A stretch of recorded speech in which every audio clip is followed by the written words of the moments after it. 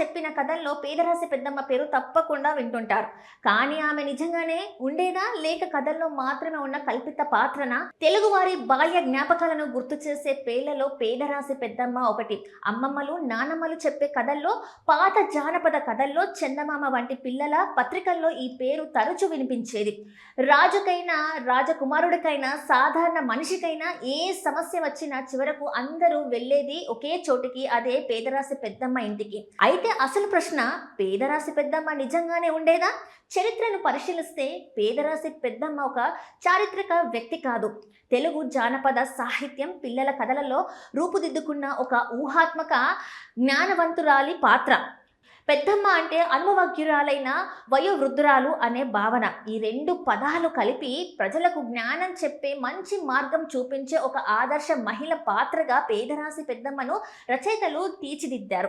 కథల్లో ఆమె ఊరు చివర చిన్న ఇంట్లో నివసిస్తూ ఉంటుంది. కానీ ఆమె జ్ఞానం మాత్రం అపారం.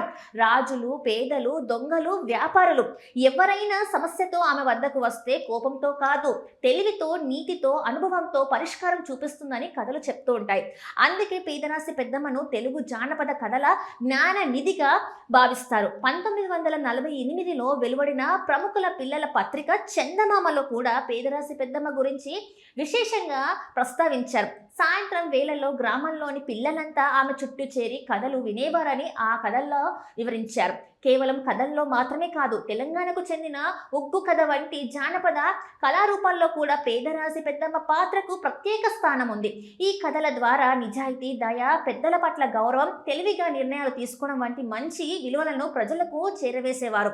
ఈ పాత్రకు వచ్చిన ఆదరణ 1968లో పేదరాశి పెద్దమ్మ కథ పేరుతో ఒక తెలుగు సినిమా కూడా తెరకెక్కింది.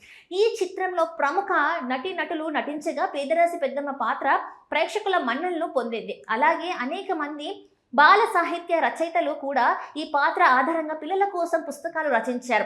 ఇప్పటికీ డిజిటల్ యుగంలో కూడా ఈ కథలు ఈ-బుక్, యూట్యూబ్ కథలు, ఆడియో స్టోరీల రూపంలో అందుబాటులో ఉన్నాయి. ముగింపుగా, పేదరాశి పెద్దమ్మ నిజమైన చారిత్రక వ్యక్తి కాకపోయినా తెలుగు సంస్కృతిలో జ్ఞానం, నీతి, దయ, అనుభవానికి ప్రతీకగా నిలిచిపోయిన ఒక చిరస్మరణీయ జానపద పాత్ర.